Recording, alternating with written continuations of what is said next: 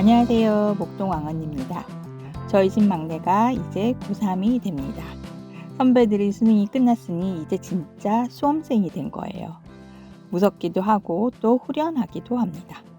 무서운 건 이해가 가는데 왜 후련하냐고요? 왜냐하면 고1, 2, 이 2년 동안이 아이나 엄마에게 모두 너무너무 힘든 시간이기 때문이에요. 질풍노도의 시기에서 제대로 벗어나지도 못했는데 그동안 콩깍지가 쓰인 채로 뿌옇게만 보이던 내 자식의 실력이 고스란히 내신이란 이름으로 드러나거든요. 막연히 잘하겠지 하다가 그 기대가 산산조각이 나는 거지요. 나는 아니겠지 하실지도 모르지만 전교 1, 2등이 아닌 대부분인 아이들과 엄마들이 겪는 과정이랍니다. 이런 시기를 어찌어찌 버텨내 이제 수시정시할 것 없이 수능에 매달려야 하는 고3이 되는 거예요. 후련합니다. 이제 수능 공부에만 집중하면 되니까요. 게다가 고등 정도 되면 공부는 애가 할 일이지 엄마가 할 일이 아니거든요. 이런 힘든 시기인 고1, 2를 보내면서 초중등에서 이렇게 할 걸 하며 후회하는 것들이 있는데요. 오늘은 이 중에서 제일 큰 문제에 대해 얘기해 보려고 합니다. 얼른 시작해 볼게요.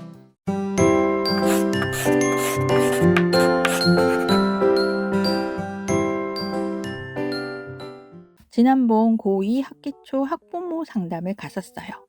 갔다 온 느낌을 한마디로 표현하자면 이런 상담 처음이야 였습니다. 큰아이 12년, 작은아이 11년째 상담 중에 지금 담임쌤이 제일 짱이신 듯합니다. 상담을 시작하자마자 쌤께서 오늘 아이와 이것저것 대화를 나눴다고 미리 정보를 좀 캐왔다고 하셨어요. 또 뭐에 관심이 있는지 물어보셨다고 하고요. 학교나 가정 내에 무슨 문제가 있는지 좀 살펴보신 것 같았어요. 워낙 말이 없어 학기 초에 좀 신경 써서 봤는데 전혀 그럴 필요가 없다는 걸 알아 이제 신경 껐다고도 하셨어요.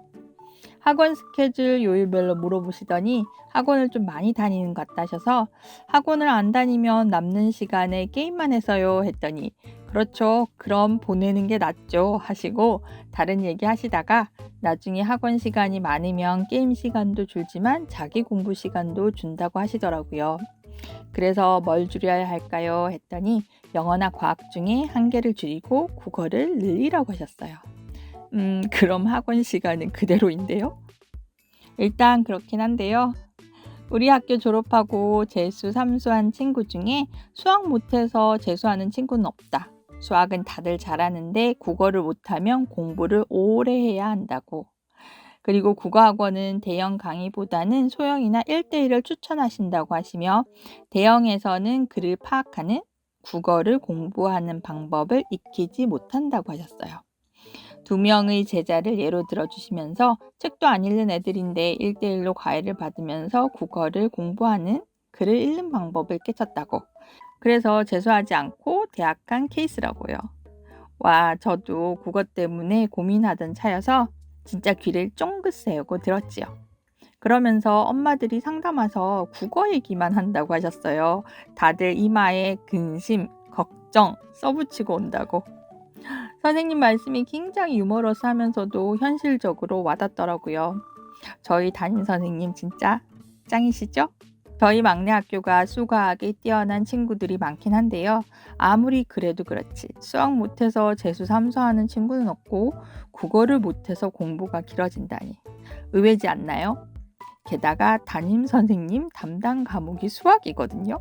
사실 초등, 중등 때는 수학과 영어에 거의 올인하지 국어에는 그닥 신경을 쓰지 않잖아요. 요즘 입시에서는 수학 못지않게 국어가 중요한데 국어 성적 올리는 게 쉽지 않으니 하신 말씀인 것 같아요. 오죽하면 재수를 해도 다른 건 다 올라도 국어 성적은 안 오른다는 말이 있을까요? 국어라는 과목은 중학교에서 고등학교로 올라갈 때 확연히 어려워지는 과목이에요. 미리 문해력과 독해력을 기르기 위해 꾸준히 독서를 해야 하죠. 다들 아시다시피 책을 많이 읽는 것이 국어 실력을 높이는 최고의 방법일 거예요. 그렇지만 항상 그렇듯이 책을 잘 안 읽는 아이들도 있잖아요. 큰애랑 달리 저희 막내는 게임을 아주 많이 좋아하고 책은 잘 안 읽는 아이예요. 그래서인지 국어 성적이 안 나와요. 국어 성적이 잘 안 나오니까 초등 때 책 더 많이 읽힐 걸, 중등 때 좋은 문제집 정해서 풀려볼 걸 하고 별의별 생각을 다 하게 됐죠.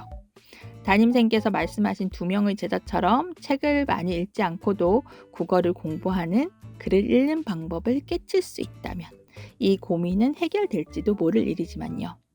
그래서 선생님의 조언대로 소규모 학원으로 옮기고 추이를 지켜보는 중이지만, 사실 이 지경이 되기 전에 미리 초중등 때 국어 실력을 올리기 위해 뭐라도 했었어야 됐던 거죠. 그러다가 최근에 이 책이 나온 걸 알게 됐어요. 창비교육에서 펴낸 국어 한 권인데요. 중1 문학 한 권, 비문학 한 권으로 총 2권으로 구성돼 있어요.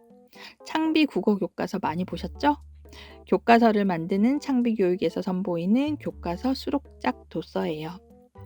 2022 개정교육과정으로 내년 2025년부터 교과서가 새로 다 바뀌는데요. 이 국어 한 권은 새로운 중1 국어 교과서 10종에 수록된 문학, 비문학 작품을 각 한 권에 담았어요. 국어 한 권 문학편은 10종의 교과서에 수록된 수백 편의 작품을 성취 기준에 맞춰 현직 교사들이 직접 엄선하고 각 챕터의 시작과 끝에 해당 성취 기준에 대한 해설을 달아놓았어요. 그리고 작품을 읽은 후에 내용을 확인하고 독해의 질을 높일 수 있도록 활동도 이렇게 구성해 두었어요. 또 책 마지막 부분에는 실린 작품들을 활용해 미리 수능에 대한 감을 키울 수 있도록 수능형 문제를 만들어 놓았답니다. 여기서는 후후후와 윤선도의 오후가를 제시하고 두 작품의 공통점이 무엇인지 고르라고 되어 있는데요. 해설을 보시면 수능에서는 이처럼 항상 다른 작품과 엮여 문제가 제시된다고 하네요. 두 작품의 공통점과 차이점을 묻거나 특징을 비교하는 문제가 자주 출제된다고요.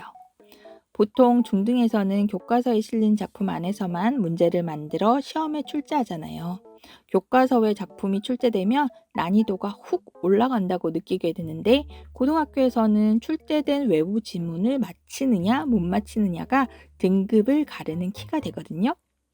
본격 입시가 시작되는 고등 입학 전보다 입시까지 이어지는 내신이 시작되는 예비 중등부터 조금 더 일찍 교과서 속 작품들을 만나보면 좋을 것 같아요. 외부 지문이 출제된다고 하더라도 이렇게 작품의 내용이나 구조, 표현상의 공통점과 차이점 또는 특징을 묻는 거라는 걸 알면 훨씬 쉽게 접근할 수 있을 테니까요. 비문학편도 보시면 글을 간추리고 정리하는 요약과 숨은 의미를 발견하는 추론이라는 성취 기준에 맞춰 작품을 선정하고 각 작품의 끝에 내용을 확인할 수 있는 문제가 있어요. 이 작품은 계산대에서 치열한 마케팅 전쟁이 벌어지는 곳이라는 글인데, 4장 정도의 분량이라 부모님들도 부담 없이 아이들과 같이 읽어볼 수 있을 것 같아요. 책 안 읽는 저희 막내도 한번 읽어보랬더니 잘 읽네요. 편의점 마케팅 전략과 경제학 개념을 연결해 놓았거든요. 그래서 재밌다고 느끼나 봐요. 같이 읽은 후에 정답 맞히기 내기를 하면 더 재미있게 풀 수 있을 것 같아요. 여기 행동경제학의 정의도 보이네요. 비문학 작품답게 상식을 키우기에도 좋은 것 같아요. 다음 작품은 꿀잠을 삽니다 란 글인데, 글 뒷부분에 구성된 활동을 보시면 글의 유형에 따라 글의 구조를 설명해 놓았어요. 문제인데 설명도 같이 되는 거죠. 설명문은 처음, 중간, 끝 구조를, 논설문은 서론, 본론, 결론 구조, 기사문은 표제, 부제, 전문 해설의 구조를 가진다고 하는데요. 이 글은 잠의 효과와 잠에 드는 원리를 설명한 설명문이기 때문에 처음, 중간, 끝 구조를 가지는데, 문제를 통해 글마다 다른 구조를 가진다는 것 역시 알려주고 있어요. 자연스럽게 요약이라는 성취 기준을 만족시키면서 글의 구조를 같이 인식시키는 거죠. 문제를 진짜 잘 만들지 않았나요? 성취 기준별로 목차가 구성된 덕분에 작품을 읽으면서 알아야 할 내용을 확실히 체크할 수 있고, 같은 성취 기준 안에 다양한 작품이 갈래별, 개념별로 제시돼 있어 어떤 식으로 교과서에 성취 기준이 적용되는지 흐름을 알 수 있어서 좋아요. 성취 기준이 중요한 건 다들 아실까요? 고등학교에 올라오면 다들 생기부 하는데 이 생기부에 기록되는 보고서를 쓰거나 수행평가를 할 때도 성취 기준에 맞춰 계획해야 입학사정관들로부터 좋은 평가를 받을 수 있어요. 성취 기준에 따라 생기부의 세부 능력 및 특기 사항의 평가도 상중하로 나뉜다고 하더라고요. 시험 공부할 때 목차를 읽어보는 것도 도움이 되잖아요. 왜 이 글이 여기에 구성되어 있는지, 읽으면서 파악해야 할 점이 무엇인지를 명확하게 알고 읽는다면 더 빠르고 정확하게 알아야 할 점들을 성취할 수 있지 않을까 해요. 저희 집 아이들은 죄다 이과형 아이들인데요. 어학에 흥미가 없고 재능도 없는 편이죠. 그래서 아이들 초중등 때는 영어에 신경을 많이 썼어요. 제가 직접 가르칠 때도 있었고 학원을 보낼 때도 수업은 잘 따라가는지 숙제를 위한 숙제를 하는 건 아닌지도 체크했어요. 수준에 맞게 공부를 하고 있는지 점검도 하고 부족하다 판단되면 다시 돌아가서 복습하는 시간도 가지고요. 그런데 국어는 모국어니까 어느 정도 믿었다고 할까요? 그냥 일주일에 한 번 학원 보내는 걸로 다 될 줄 알았던 거죠. 그런데 이 지경이에요. 다른 모든 과목에 비해 성적이 안 나와요. 제일 안 나옵니다. 같은 언어인데도 영어는 상대적으로 수월해요. 내신도 그렇고 모의고사도 마찬가지예요. 왜 이런 차이가 나는 걸까요? 흔히들 영어가 시간과 돈의 싸움이라고 하잖아요. 오랜 기간 공부할수록 돈을 많이 투자할수록 성적이 나오는 과목이라고요. 국어도 마찬가지일 거라고 생각해요. 같은 언어니까요. 다행인 건 모국어라서 어학연수는 안 가도 될 것 같다는 거? 그러면 어떻게? 시간을 투자해야죠. 좀 더 빨리 좀 더 많은 시간을요. 영어처럼 잘 따라가는지 제대로 하고 있는지 꾸준하게 체크하고 노력할 수밖에 없는 것 같아요. 내신부터 입시까지 연결되는 그 시작을 국어 한 권으로 해보시면 어떨까요? 아이 혼자서도 어렵지 않게 할 수 있는 활동들이지만 맡겨두지만 말고 일주일에 한 번 한 작품씩 부모와 함께 읽고 같이 활동해보면 어떨까 싶어요. 아이한테는 딱히 공부란 느낌 대신 부모와 함께하는 놀이란 느낌도 살짝 들 수 있지 않을까요? 1년에 딱 2권이니 충분히 가능할 듯 싶어요. 부모에게는 내 아이가 어느 정도의 책을 읽어낼 수 있는지 또 어떤 부분에서 부족한지를 파악할 수 있는 기회가 될 것 같네요. 2026년에 새 교과서가 적용될 중2를 위해 국어 한 권 중2편이 2027년에는 새 교과서가 적용될 중3을 위해 국어 한 권 중3편이 출간될 예정이라고 하니 참고하셔요. 1년에 2권씩 쭉 같이 해나가다 보면 학부모 상담 가서 근심, 걱정 이마에 써붙이고 담임선생님과 국어 얘기만 하시지는 않아도 될 것 같아요. 아이들과 대화하면서 한 작품 한 작품 읽으면 문제집 10권 푸는 것보다 훨씬 나을 거예요. 저는 아이를 키우면서 가끔 제가 무엇인가를 잘못하고 있는 것은 아닌지, 너무 공부하는 건 아닌지 되돌아보곤 하는데요. 많은 경우 저희 대답은 yes 였습니다. 반성해야겠죠. 그렇지만 입시 경쟁 치열한 우리나라에서 나고 성장하는 우리 아이들에겐 현명한 서포트는 필수가 아닐까 합니다. 그러니까 국어 문제집 여기부터 여기까지 풀어서 검사받아가 아니라 오늘은 국어 한 권에 있는 이 작품 읽고 활동 문제 같이 풀어볼까? 엄마는 벌써 읽어뒀다? 면서 살짝 경쟁심에 불을 지피는 거죠. 하기 싫은 공부도 재미있는 놀이로 만드는 매직 한번 부려보시죠. 부모는 뭐 때에 따라서 마법사도 될 수 있는 거 아니었어요?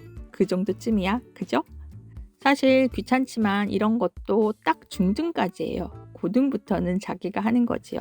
할 수 있을 때 열심히 해주자고요. 나중에 후회하지 않게요. 지나고 나서 후회가 전혀 없을 수는 없겠지만 이 영상으로 후회를 조금이라도 줄일 수 있다면 좋겠어요. 우리 아이들 모두 건강하게 잘 키워낼 수 있기를 기원할게요. 중간에 많이 울더라도 끝엔 꼭 웃기. 다음에 또 만나요.